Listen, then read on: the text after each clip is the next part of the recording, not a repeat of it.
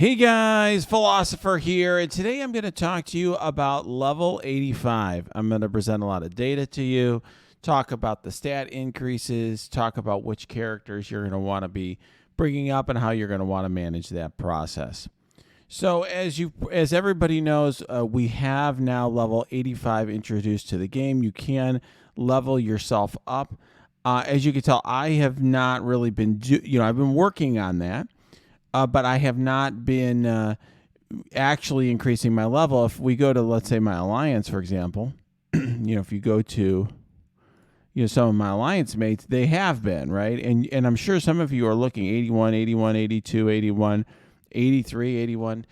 You can see all this here. These are some of the biggest accounts in the game, right? So, if you look here, we actually have one guy already at 85. But for the most part, people even at the top here are in kind of the 81, 82 range.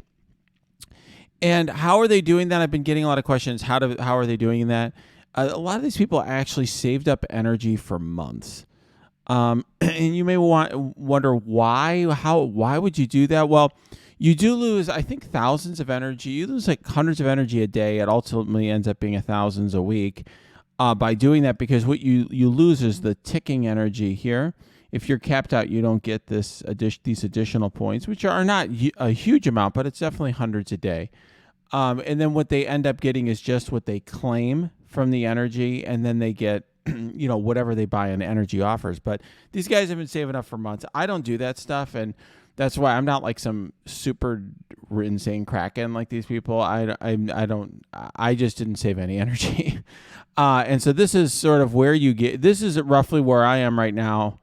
This is where you can be if you saved zero energy and you just bought the energy offers. So like when they've been offering endless energy or whatever they call the offer, extraordinary energy or something, I bought that. But otherwise, which are actually decent deals because you get gold and training mats and stuff. I always say deal, but as these offers go, they're better than a lot of other offers because you get a lot of stuff from farming. But it's going to take me a little while to get to 85.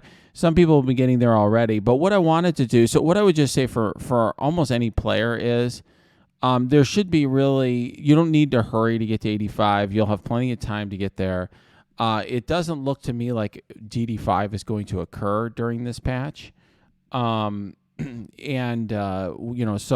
don't, because was not announced in the patch notes. So I think you have at least a patch to get up to that level for DD5, maybe two patches if they introduce Doom Ray 2 in between, because who knows how you're going to even get the teal gear for it. So, I think this is something that, there are certain Super Kraken types are racing for, but you don't necessarily need to do that.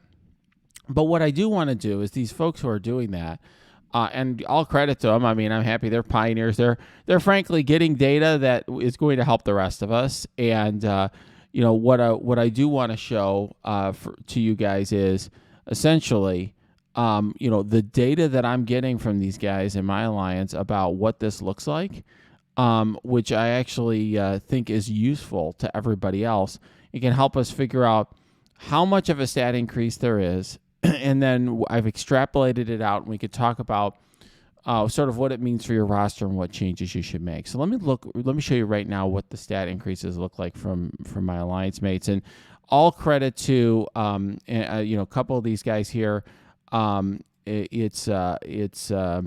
Spanky Poo and more, and most of them are from Inept as me. So thank you both of those guys for the data. So let's look right now. So this is, for example, the increase of Phi Level from 80 to 81. Just showing you kind of the stat increases there. You can see the health, damage, and armor increases there and so forth. So very substantial, I'd say, health and damage. Here, Captain Sam increased from 80 to 81. So you can just, if you plot this out and you look at the data, here's Gamora, by the way, from 80 to 81. And then if you plot it out, this was done by Childers, who is a friend of mine and also a captain in my alliance as well. So thank you to Childers for doing that. You could see that From 80 to 81, you get a 2.28 percentage increase in health, damage, and armor, and a 1.09 increase in focus and resistance. and so, that's consistent across characters. All right, so now let's look at 81 to 82. All right, whoops. So 81 to 82 here, we've got similar health, damage, and armor, more substantial increase than focus and resistance, which is different than Gear Tier 14. Gear Tier 14 gave like massive boost to focus and resistance and not as much to health, damage, armor. 14 to 15 gave more to health and damage and so forth. And so it looks like 80, 82, 81, 80 to 85 are going to be the same. Here's Night Nurse from 81 to 82. Symbiote Spider-Man. I'm presenting these. I'm showing these to you guys so you can do your own calculations and data. I mean, this is essentially trying to provide a service to the community here. That's why I'm walking through this and pausing so people can take screenshots and make their own determinations of whatever they want to make regarding this. Okay. All right. So now, here's File of Health. So now here's an extrapolation, and this was also done by Childers, and thank you, Childers, for doing this. So it looks like we have basically, so it's assuming a same path. So I have data here from 80 to 81 and 81 to 82. So it looks like 2.28 percent increase here on health, damage, armor, and then it looks like 1.09, 110.1 on focus and resistance from 80 to 81. It looks like it's increased slightly to 81 to 82. So assuming a same trajectory from 80 to 85, you're going to have roughly a 12.5% increase health, damage, armor, and a 5.6 increase to focus and resistance. So it's substantial. You could see here, and this is all projected. These are projected stat increases from 82 to 85. In other words, I don't have the data yet because these guys, by the way, just to give you a sense of how much money and how much cores and everything it takes here, like these guys have stored up energy for months, which means they lost out on energy. But then there aren't even enough campaign nodes for them to like get the XP. So they're like spending cores to refresh campaign nodes.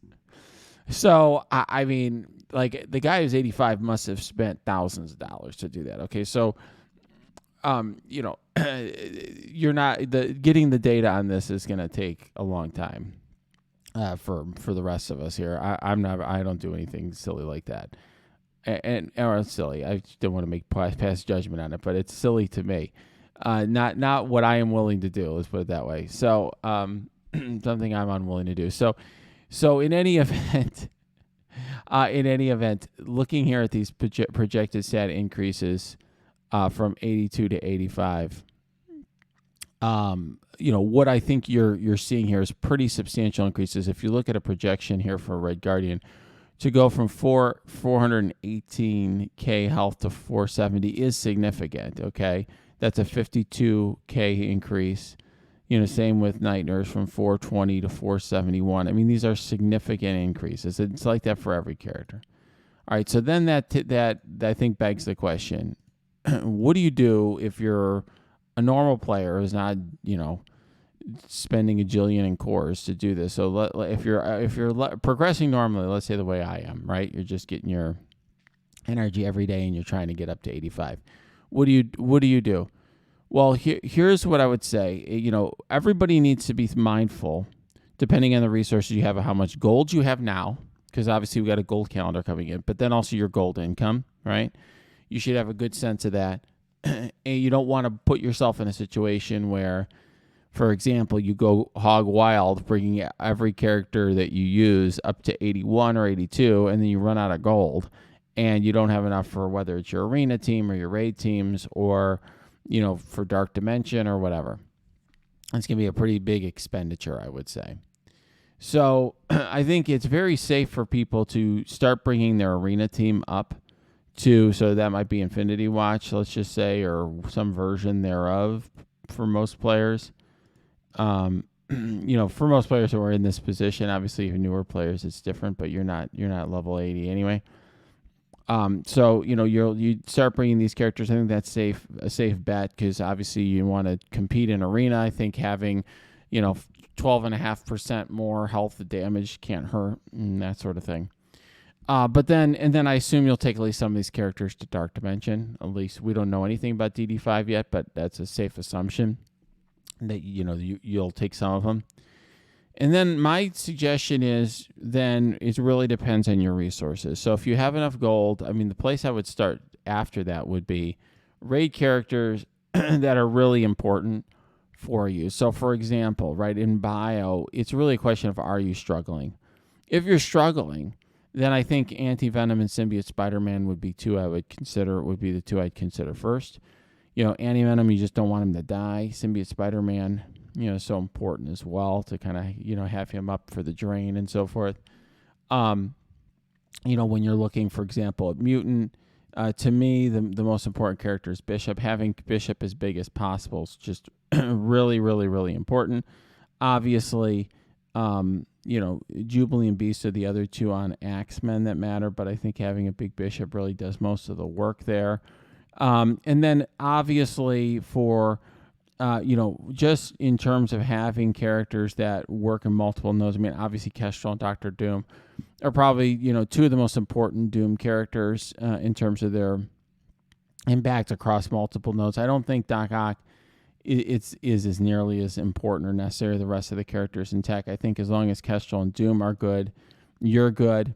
In Mystic, it's really a question of what team you're using. I think for most players, the best team probably right now is going to be Silver Surfer, Deathpool, Adam Warlock, Ebony Maw, Dr. Doom. That may change, of course, when other members of the New Warriors come out and are released in the game.